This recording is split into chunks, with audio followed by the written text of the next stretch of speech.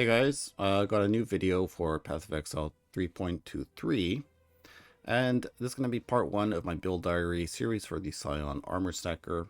So I finally did level up the character, and we're now level 89. I did get all of my gear equipped. I still need one more level before I can get my last little cluster slot over here. Should get that pretty soon though. Yeah, so let's go over the build, how it feels to play and all that kind of stuff. And one thing to say about the build, so I'm playing the Scion version right now with Oriani's prototype, and probably won't really be able to continue to update the Chieftain version, I guess because I'm not really playing it, right? So if you do have questions about the Chieftain version, hop in my Discord and ask some questions there. There's quite a few people playing it in the Discord, so someone should be able to answer your questions. Okay, but let's get into the build guide, or not build guide, the overview, right? Okay, so you can see we are using the, what do you call it, Primalist, Wildwood Ascendancy, and right now I'm using 3 mana reservation efficiency clusters, or charms, right? Because it's going to help me save quite a lot of points right now, right? So I'm saving 3 points on the tree just by using these. And in the future, when I get some more levels, it's going to allow me to activate my Haste, Aura, and Wrath at the same time. So right now I only have one active. I'm using Haste for mapping.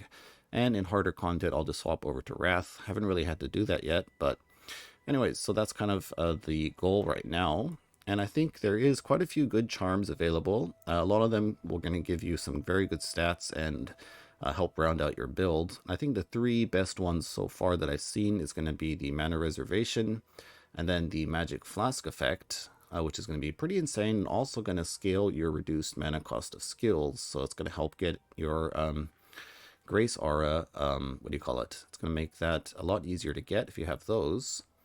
And then another good one is going to be the Juggernaut one, right? So the armor applies to elemental damage taken from hits. So that's going to be pretty insane for damage mitigation, right?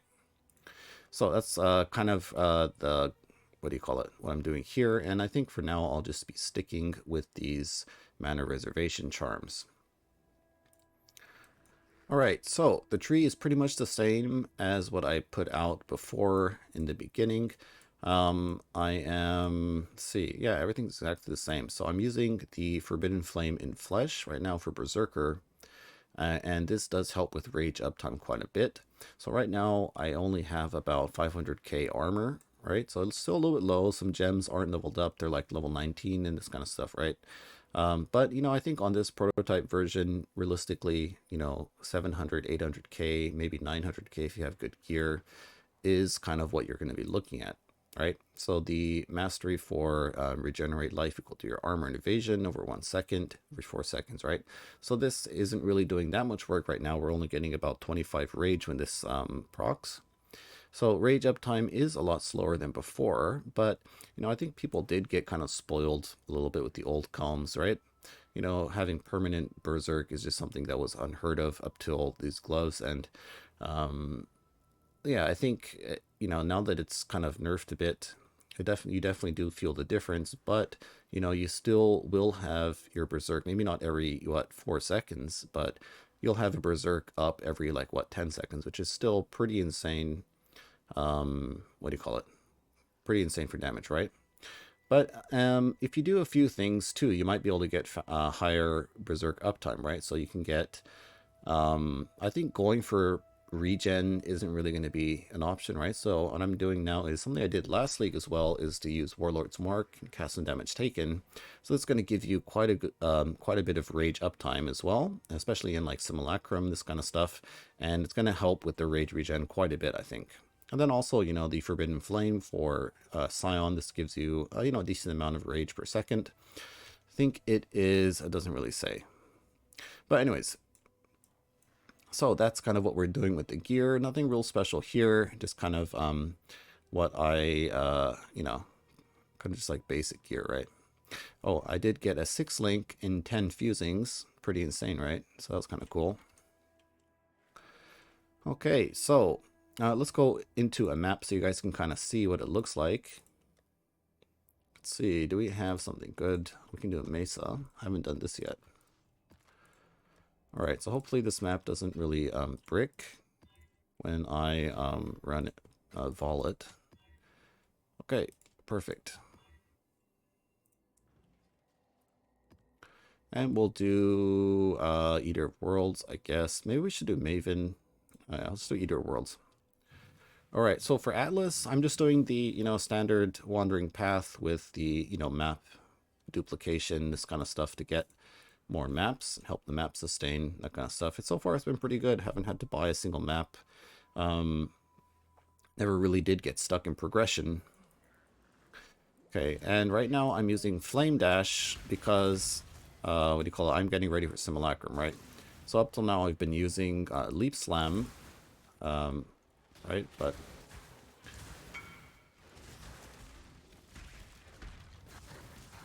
all right, so you can see damage is definitely very good. Not really much to, nothing that will kind of like kill you except for the mana siphoners, right? But, since mobs aren't really hitting us that much, we're not getting the full effect of the Warlord's Mark, right? And then also our Flask uptime is a little bit low because, mobs aren't really, what do you call it, hitting us that much. So I think in Simulacrum is where this build is going to perform at its best when you have just, monsters everywhere hitting you and that kind of stuff. And Vol Smite, so good to use Vol Smite again.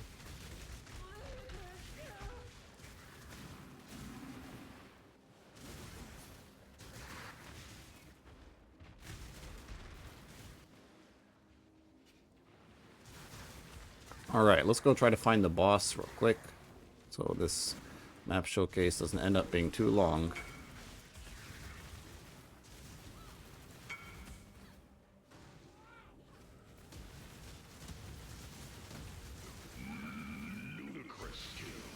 So this is without the Wrath Aura. It's still pretty good, right? Alright, so that's kind of it, guys. I'm going to be jumping into Simulacrum from now on, and yeah, hopefully we can do it with no problem. I've done it with less stats. I think right now I'm at about 7 million DPS. So I've done it with way less.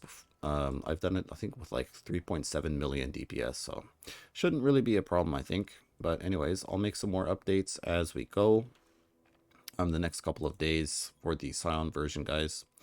But yeah, it's going to be it for this video. If you have any questions, then leave a comment in the video or in my Discord, and I'll get back to you when I have some time.